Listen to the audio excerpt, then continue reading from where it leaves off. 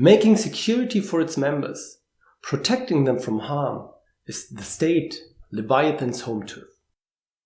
This means the core function of a state has always been to provide security within a territory against internal and external threats. But in our paper we argue that Leviathan is no longer a monopolist, even on its home turf. In fact, what we see is vast variation in who actually makes security policies, by what means and on what legitimatory grounds. Take for instance the foundation of authority that policymakers rely on to make national security.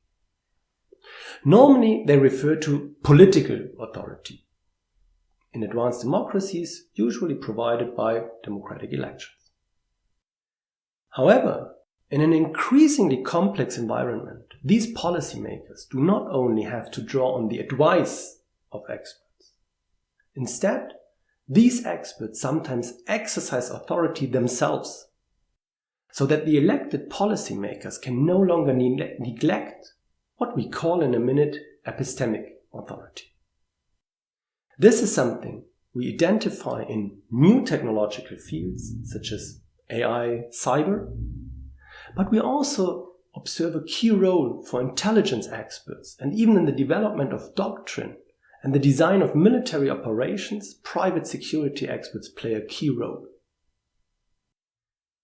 Even greater variation is observable when we move forward to the predominant instruments of security policymaking. For instance, intelligence gathering is such a key policy to protect states against threats. And to do so, governments have built up these massive signals intelligence installations to intercept worldwide communications. So what we see are classical state capacities. However, what they also do is they regulate private firms, network operators, search engines, cloud services to intercept worldwide communications for them. So that means that national authorities impose rules on these private providers so that they deliver information that governments draw on to make national security. And these two variations of authority foundations on the one hand and policy instruments on the other serve as the starting point to develop our typology of security states. We distinguish between 4 types of security states. Positive security state relies on political authority. State actors make security based on their institutional position, which grants them the right to decide.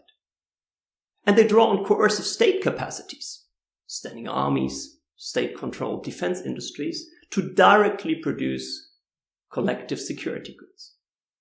For example, in India, political actors govern the production of the means of force in a statist mode and by government-to-government imports of weaponry. The managing security state also bases its claim to govern on political authority, but it relies on rules and the enlistment of non-state actors to make security. It coordinates, steers, and first of all regulates the governance contributions of non-state actors. For example, European states such as Germany or Italy rely on private defense contractors and their regulation when they fulfill their responsibilities in the nuclear sharing arrangement with the United States. The technocratic security state bases its claim to authority on expertise, which is supposed to lead to better performance and more effective security policies. Yet it builds and employs its own state capacities for this. For example, in the field of crisis warning, the UK has built specialized intelligence agencies within the state apparatus. Their expert authority supersedes the political authority of elected decision makers when it comes to warning about war. Finally, the regulatory security state is legitimated by private actors and state regulators' claims to expert knowledge. And it employs general and specific rules to incentivize and manage governance contributions from various non-state actors. For example, in the field of cyber warfare, Even the superpower United States is heavily relying on private corporate experts and their regulation.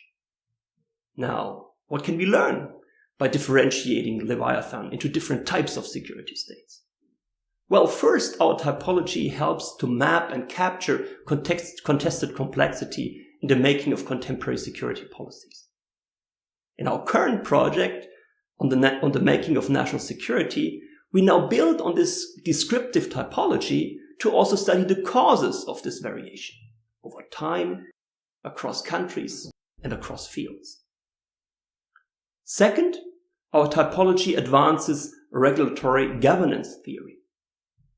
We conceptualize the role of experts as a distinct constitutive attribute of particular types of security states, separate from regulation as a policy instrument. And this shows that A, expertise-based governance does not have to be rules-based, and B, a regulatory security state is constituted by the use of rules and reliance on epistemic authority. Third, and finally, our typology contributes to international political economy research on weaponized interdependence. Here, scholars have pointed out how states can leverage global economic networks to coerce other states. Our typology facilitates insights into how, on the one hand, different types of security states may drive or constrain the emergence of weaponized interdependence, and how, on the other hand, exposure to weaponized interdependence may shape security state reforms towards different types of security states. So, if you read our new regulation and governance article, which of course we very much hope you will find out how Disentangling Leviathan advances security studies, regulatory governance, and also international political economy literatures.